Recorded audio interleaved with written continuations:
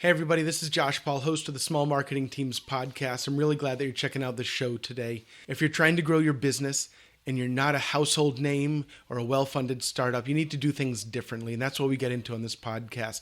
If that's you, go ahead and click subscribe on the screen right now so that you'll get notified when we put out new tips, new tutorials, and new advice for small marketing and sales teams. You're taking one specific feature and showing it off and saying, hey, I'm so excited about it because it is going to allow you to solve this problem. Small Marketing Teams, Episode 7. You're listening to the Small Marketing Team Show with Josh Paul, the podcast where you'll learn how to achieve big growth without a big budget. Welcome, ladies and gentlemen. Thank you for tuning in today for session number 7 of the Small Marketing Teams Show, the podcast that marketers, salespeople, and business owners rely on each week to learn how to do more with less. I'll guide you through how you can grow your company without the big budgets that we associate with marketing today, and whether you're the only marketer in your company, and you're also the salesperson and the CEO and the person who does payroll, or you have a marketing team big enough to need more than one car for a road trip, you are in the right place. I'm your host, Josh Paul. Let's get started.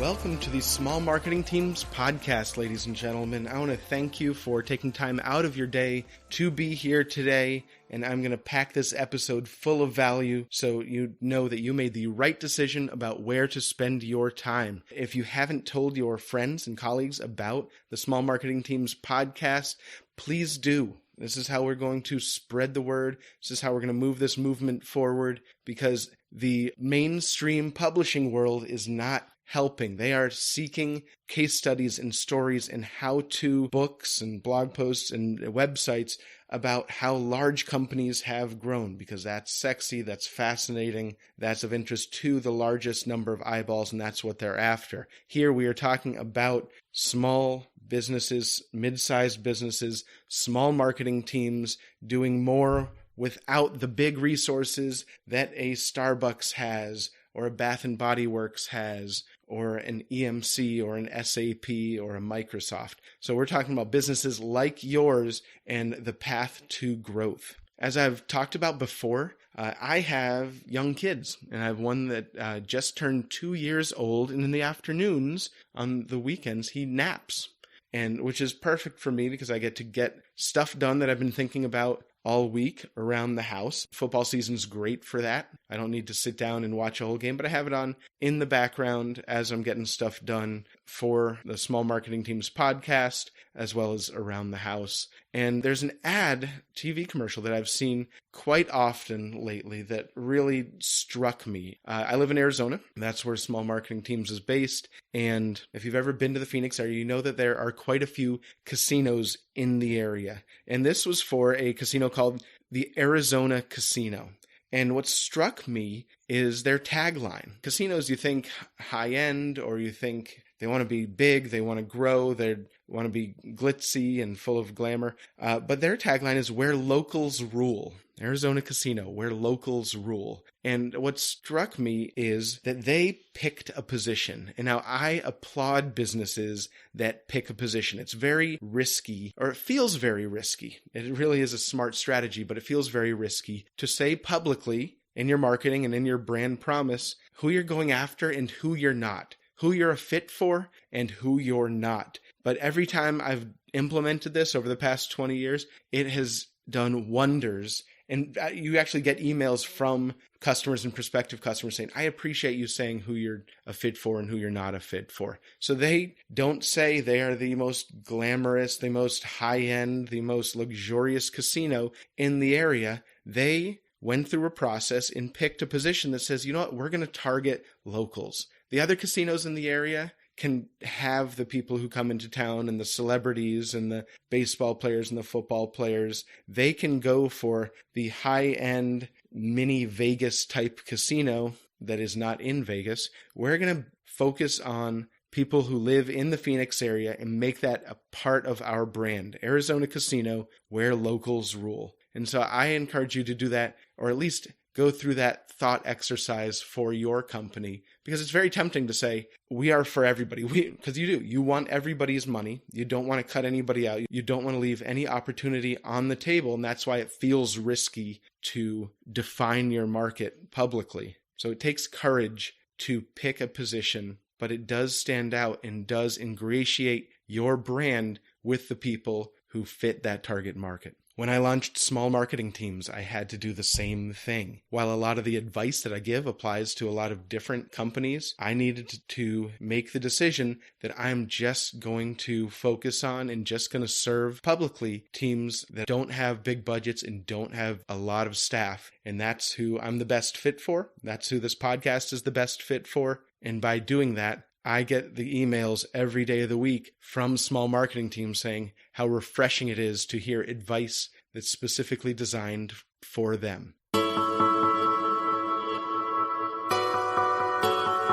Hey, ladies and gentlemen, I want to take a few seconds here to thank you for listening to the Small Marketing Teams podcast. It is your business's potential and the questions that you ask and the challenges that you're facing that fuel me and make this a great show. Please take a minute right now or at the end of this session to go over to iTunes and leave this show a rating and a review. By helping out in this way, you're playing a very important role in growing the Small Marketing Teams community. You can go straight to the place where you can leave a review by visiting smallmarketingteams.com/iTunes. Thanks so much for your support.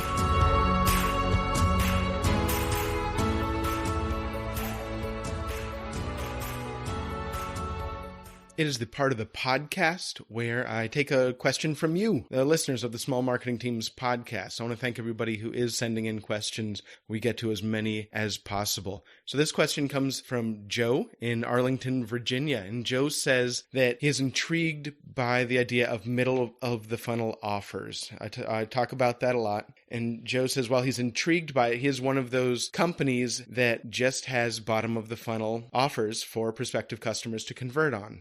Request a demo, contact us, contact sales. And he's very interested in getting more middle of the funnel offers weaved into their marketing strategy. Joe says, I'm intrigued by the talk on the podcast of middle of the funnel offers. We are one of those companies that only has bottom of the funnel offers. We have request a demo and contact us on our website. And as you can imagine, they have a very low conversion rate. I'd like to weave more middle of the funnel offers into our marketing strategy. Can you give us some examples of middle of the funnel offers to create? Well, first, Joe, thank you for the question. I do talk a lot about middle of the funnel offers, and these are content offers, these are tools, these are things that people need to give you some information on your website in order to get. So we have top of the funnel offers that are purely educational, bottom of the funnel offers that connect them with somebody from your company, usually a sales representative like request a demo or contact sales. And then there are middle of the funnel offers, which are a hybrid of the two. They're educational, but they're also product related. So the place to start here, Joe, is by mapping out your buyer's stages. A typical buying process starts with awareness and definition of a problem, and then considering solutions, researching solutions, and then going through a selection process once you have a short list of solutions to select the one that you're going to go with. So middle of the funnel offers, and where you should think about putting your content, because there is a spectrum of strictly educational all the way through product-focused content. Middle of the funnel offers start right after the awareness and definition stages. Once they know that you could be a possible solution to their problems, that's where middle of the funnel offers come in to assist with their research. So the process is to think of all the questions somebody could have about your product or about buying your product or service at that point. So we're talking price, we're talking how to buy. A lot of people have not bought something before, so you could put together a buying guide or buying checklist. Someone could download your price. They could download a PDF of the steps it takes to implement your solution. Again, it's not strictly educational. It's not It applies to all solutions out there and all companies out there. This is a hybrid of educational and product focused. And they're saying, I'm in a buying cycle. I'm in a buying process. I'm researching with the intent of buying, but I'm not ready to hear a sales pitch yet. Even if your company is very consultative, they assume they're going to get a sales pitch. So they say, I'm not ready to talk to a representative yet. I'd like some value. I'd like some information before I do that. So start by brainstorming all of the questions somebody could have at that point in the buying process. When they realize you have a solution, you might be a potential fit for them. I'd like to learn more. So it could be a features guide. It could be, like we talked about, people want to know price. They want to know how to get set up. They want to know frequently asked questions. It could be a case study guide. They want some social proof of what results have other people gotten from this solution, from this product or service. And that can get very overwhelming. All of a sudden, you go from 0 middle of the funnel offers or offer ideas to 24 very, very quickly. And so where do you start? And that's what I want to talk to you about today, because you are a small marketing team and you don't have infinite resources to instantly create 24 or 30 or even 15 killer offers for the middle of the funnel. So where to start? I would start with what I call the big 3, and that is product, price, and process. So you create one offer, one middle of the funnel offer. It could be video format, it could be PDF with images and text. And that is a product tour, something related to the product. It could be a fancy product tour. It could be a video product tour. It could be a slideshow, a slider on your website that people click through the 10 screenshots with a little bit of text, maybe some audio, maybe some video on each page of the different elements of your product that they'd be interested in. It's about giving them value, but more importantly, it is about capturing information on the landing page. I have a product tour with one of the companies I work with that is 3 or 4 years old right now. It is awful. It is embarrassing, but I haven't had time to update it, but that's not as important to me. It does the trick, but what's important to me is that people are showing me that they're researching this product or service with the intent of making a buying decision by filling out that form to get to the information afterwards. As long as the information afterwards is accurate and shows some level of professionalism, it doesn't matter as much as having it there in the first place. So product, that's the first P. Price, the second P. Some people are a little bit afraid to put pricing on their website. That's obviously the best thing that you can do. A price configurator, I think that's how you pronounce it, or a pricing calculator. That will instantly be one of the number one offers that you have on your website. Doesn't matter where it is in the funnel. People want to know price, and that's going to be the number one thing that they convert on. Surprisingly, for the companies that I work with, the product tour, it doesn't have price on it, but that is the number one offer. People are thirsty for a deep dive of information. It doesn't mean you put everything, you don't give them any information on your website and make them fill in a landing page form in order to get any product information. You have a lot of product information that's available without being behind a landing page. You'll have text, you'll have video, you'll have images, you'll have testimonials. But if they want to take it further and see, it can be packaged up into a comprehensive feature guide or a product tour. It could be very similar information that's on your website. You don't even have to go that much deeper, but it's just packaged up in a way designed to help them understand more easily and save them time as far as what they're getting with your product or service. So we talked about product, we talked about price, and the last one is process. People have questions at that point in the buying process about what it takes to set up and what it takes to manage your product or service. What is the interaction going to look like? How much effort and involvement and staff does it need on their side? So things like an implementation guide, things like what does it take to get set up, a video series, or the comprehensive guide to managing XYZ solution. And it doesn't have to be comprehensive, but people want to understand the steps that are involved, the resources that are going to be needed, because that's all part of the buying process so that they can mitigate as much risk as possible. So it could be a one-page flowchart PDF. It could be a checklist. These are the things that you need in place before moving forward with this solution. They want to know tangible, step-by-step, useful information that's going to make sure that this purchase goes smoothly both during the purchase process and afterwards. So start with the big 3, product, price, and process. Build a content offer. It could be audio, could be video, could be text. One for each of those. You should be in really good shape, and soon you'll see very qualified conversions being generated from your website. Joe, thanks for the question. Good luck.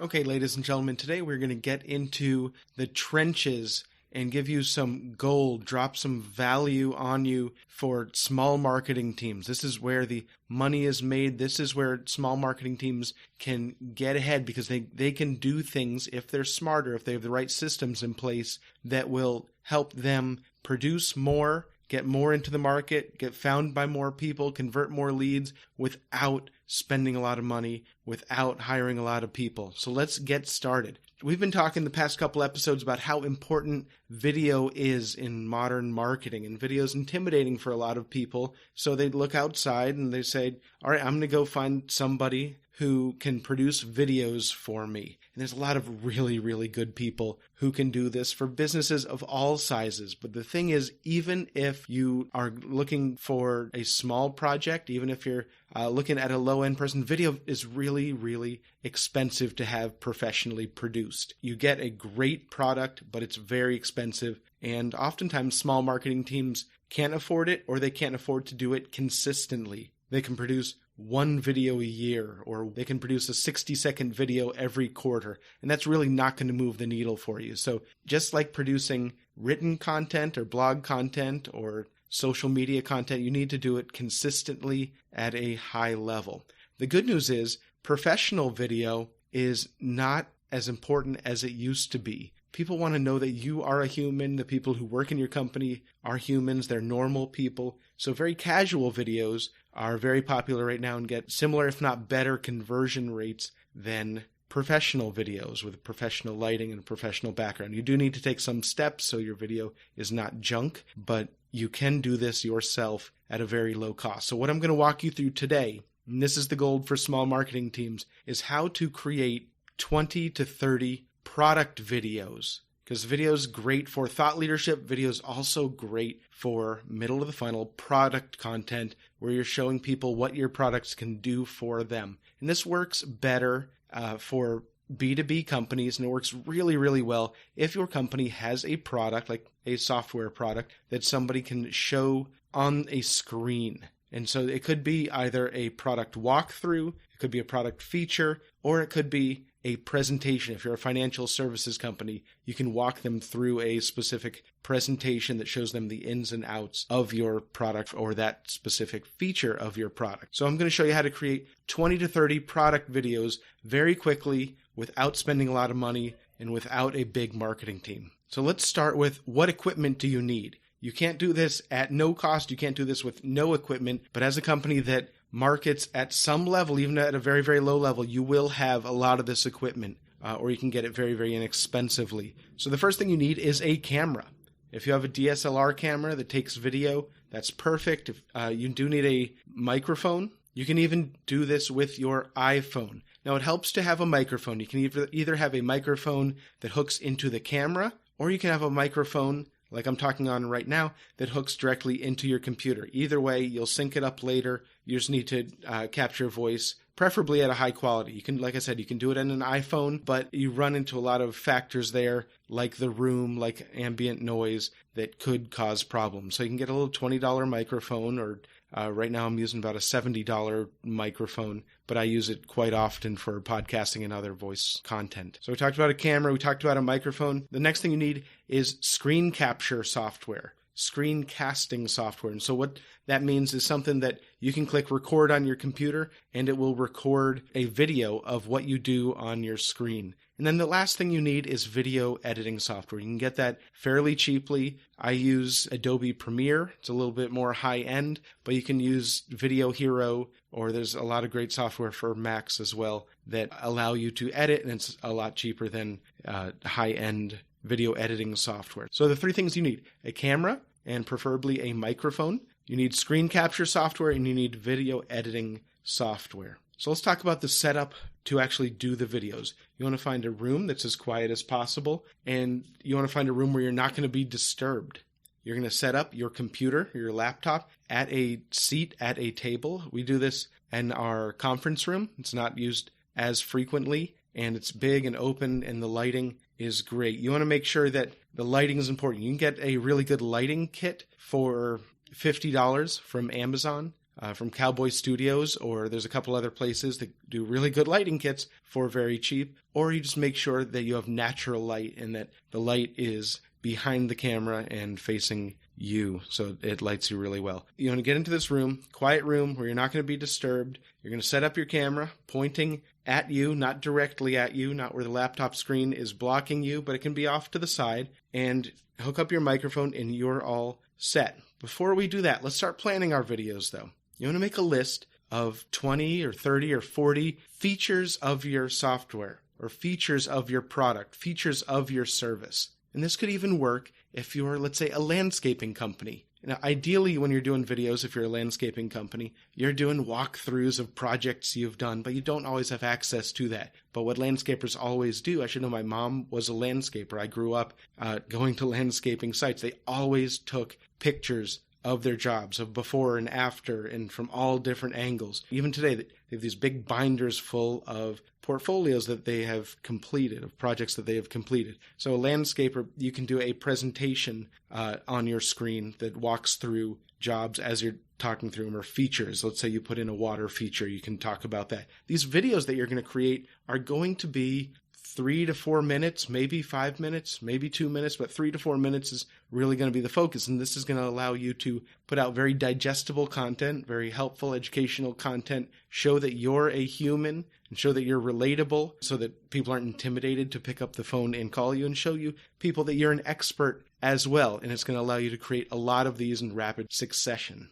So we're going to create a list of 20 to 40 features, as well as the outcomes that those features drive. It's not all about, hey, look at this widget and look at this cool piece of software that I sell. You'll also spend a good amount of the video talking about how this benefits the customer, what they can do with it. Imagine the possibilities. You're selling the dream at the same time. And you're not doing a full demo of all of your services and all of your features. You're taking one specific feature and showing it off and saying, hey, I'm so excited about it because it is going to allow you to solve this problem, or it is going to allow you to enjoy your backyard, or it is going to allow you to have more confidence in your retirement portfolio. So let me show it to you really quickly, and we'll talk about that next. So you have your list of features, you have your list of associated benefits and outcomes driven by those features, and you have your camera set up in a quiet, undisturbed room with great lighting. You hook up your microphone either to your computer, your laptop is right in front of you, or you can hook up your microphone directly to the camera. You can connect it to your lapel. If you have a lapel mic, I use a little $20 one that I got on Amazon, and you're ready to go. So the first thing you're going to do is make sure your screen is clear, make sure all your applications are closed on your laptop. The only thing that you need up is your software, whether it's browser-based or whether it's on the computer, and you need your screen capture software. And if you're recording the audio from your laptop, you want to make sure that the screen capture software, and I'll list some options for screen capture software, some low-cost options in the show notes at smallmarketingteams.com. But you want to make sure that the screen capture software is pulling audio from the external microphone that you have set up in front of you, and you're ready to go. So you have your application up, you have your software up, you have your presentation up, and you have your screen capture software open, and you click record. Next thing you do is go up to that camera, turn that on, click record. It is sometimes helpful to have somebody else working the camera for you so you don't have to get up and down, turning it on and off. What I use is a little remote control for a DSLR camera, and I just hold that out of the frame and click it on and off. And as soon as that camera turns on, you are off talking about feature number one, outcome number one. And here's the tone and the excitement that you want to use. So click it on, say, hey everybody, this is Josh here from Small Marketing Teams, and today I want to tell you about feature XYZ. Or today I want to tell you about how you can accomplish this faster. And then that's the excitement. That's the tone that you want to use. And you want to go through a 3-minute walkthrough of why this is important to them, what it does, how it works, how easy it is to use this one specific feature, and what it's going to get them in the end. And as you're doing this, you're going to be working on the computer through the presentation, walking through your software, but at the same time, you want your focus to be on the camera. And I'll tell you why in just a second. You're going to pretend that camera is a prospective client standing in the room with you and you want to make eye contact, if you have to look down at your computer, every few seconds you want to look up as if you're looking your prospective customer in the eye. You'll get through the presentation or you'll get through the feature. You'll wrap it up with a sign off, see you online, or thanks for joining us today, or tune in next time, and then you're done. Turn off the recording software on your laptop. Turn off the camera that's recording. There you have video number 1. All right, let's go on to video number 2. Same process. Turn on the camera, record the screen on the laptop, and all right, hey, welcome back, everybody. This is Josh from Small Marketing Teams. Let's get into how you can increase X in 2017. Let's get into it. I'm going to show you exactly how to do it.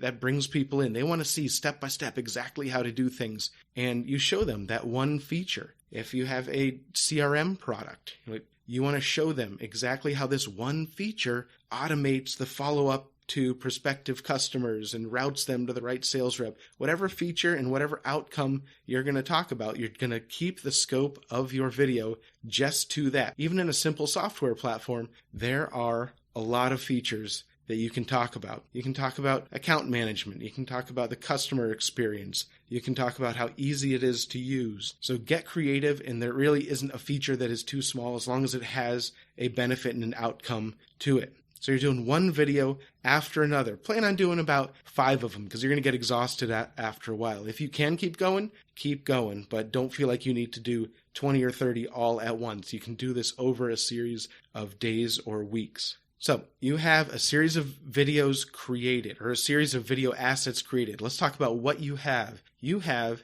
a video of you talking in a very personable way to the camera, and you have the audio of you talking. It's either recorded through the computer or through the camera. And then you also have a screen capture that is happening simultaneously, a video of what happened on your laptop screen that is recorded, and that is a separate video file. So we're going to take those and we're going to move to your video editing software, and you're going to have multiple tracks here. One track is going to be the video from your camera. You're going to take that from your camera, from your card, from your iPhone, and get that video out in whatever format it's in, and layer that as one track in your video software. Next, you're going to take the screen capture video, because that is a completed video, even though you don't want to publish that itself, and you're going to layer that as a second track in your video editing software. So we're talking about, let's say, video 1. You have 2 tracks. One is the camera track. The second is the screen capture track. And what you want to do is expand the audio portion of your video editing software to make so that you can see the wave file. You can see the shape of the audio. I'm looking at audio software right now as I'm recording this, and every time my voice goes up, it gets bigger and darker. It looks just like a wave file. If I get real loud, you can see how that works. And so what you want to do by doing that is line up the 2 audio tracks by moving them forwards or backwards to make sure that they line up. You want them to align as perfectly as possible. They don't have to be exact, but you want to line them up as perfectly as possible, because the one that is not attached to the microphone, they're both going to have audio to them, but the one that's not attached to the microphone, sometimes, if your microphone's attached to your laptop, this will be the audio feed that's coming from the camera. That's the one you want to mute. Once they're lined up, you want to mute them. Because when you line up the audio tracks, you're also lining up the video tracks, and that's really what we want to do. If your audio is coming from your iPhone or from your camera, you're also recording audio from your computer when you're doing the screencast. That is the one that you want to mute. So whichever one is the low-quality audio feed, that is the one you want to mute once you have the audio and video lined up from the 2 different video assets, the one from the camera and the screencast. And there you have it. You have right now 2 videos in parallel. Whichever one's on top will be the one that the user can see. You want to trim the front, trim the back, so that the video, there is no lead time. They don't see you getting up and standing up and turning on the camera. You want to take that out so it looks like it starts with, hey, this is Josh from Small Marketing Teams. I'm really excited that you're here today. That's where you want to start from. And then the final step before you export this, and I'm not going to get into how to export it because it really depends on the editing software that you're using, but what you're going to do is, let's say that the top track is the camera, And this is the one that's visual, that people can see right now, because if one track is on top of the other track, they're not going to see the one on the bottom. They're not going to see the screencast. And so the top track is the camera. The bottom track is the screencast. What you're going to do is you're going to cut out portions of the top track, the camera track, and delete those. And when that happens, what's going to be exposed to the viewer is the screencast track. So what they'll see, so video one, let's walk through that as an example. They will see, hey, this is Josh from Small Marketing Teams. I'm really glad you could join me today. I'm excited to show you something that I figured out, or a specific feature of our software, because I get a lot of questions about it. And they're going to see me on camera being very personable, talking to the camera. And then when I say, all right, let's get into it, or let me show you right here, and I turn to the laptop, that is when I'm going to cut the camera video layer. And I may not come back to the camera layer until the very end of the video, and where I wrap it up and summarize it. But because I have those two tracks, I can do it along the way. You can have multiple cutouts that expose the bottom layer, the screencast layer, or you can just do it, have me on camera at the beginning and at the end, and the rest, you'll still have the voiceover from the camera, or from wherever the microphone, the good microphone track is. You'll still have that, but you'll have the visual on the screen will be the screencast or the presentation. If you really want to get creative, if you get comfortable, you can go back and forth throughout the video by doing smaller chunks. You'll have to listen to the video and say, when is it appropriate? If you're talking about something on the screen, you want to make sure that the software is up or the presentation is up. But if you're expounding upon something else, then you can put the camera version back up and not cut out that part. Cut out a smaller section and talk on camera for 30 seconds. And then when you get back into talking about parts of the feature, you cut out that section again and expose that bottom layer, that bottom level. And I'll have some screenshots of what this looks like in the show notes. So there you have it. You repeat that process. This podcast took about 10 minutes. That's how long it takes to create each video in post-production. You repeat that process. So over the course of a couple hours, you can create 20 to 30 product videos that show how excited you are, how personable you are, and really highlights the benefits of your product or service in a very human way that people can relate to. And the most important thing is they are out there now. You can use them on Facebook. You can use them on YouTube. You can use them on your website. You can share them with people during the sales process. They are out there. They're complete. They're comprehensive. And you spent almost nothing to create these videos. And so your small marketing team can focus their efforts in other places. So if you have more questions about how to do this or specifics, please ask them in the Small Marketing Teams Facebook group. You can find a link to that on smallmarketingteams.com. That's all we have for this week. I will include step-by-step instructions as a free gift to you in the show notes this week. Step-by-step, the equipment list, the setup, and step-by-step instructions for how to create each video, or how to create a video so you can repeat that process and create 20 to 30 product videos very, very quickly. Again, if you haven't already, please subscribe to the Small Marketing Teams podcast and leave a rating and review in iTunes. On Twitter and Facebook, let me know if you like this deep dive tactical stuff specifically designed for small marketing teams, and I can show you more about what's worked for me. Have a great week, everybody, and thanks for downloading.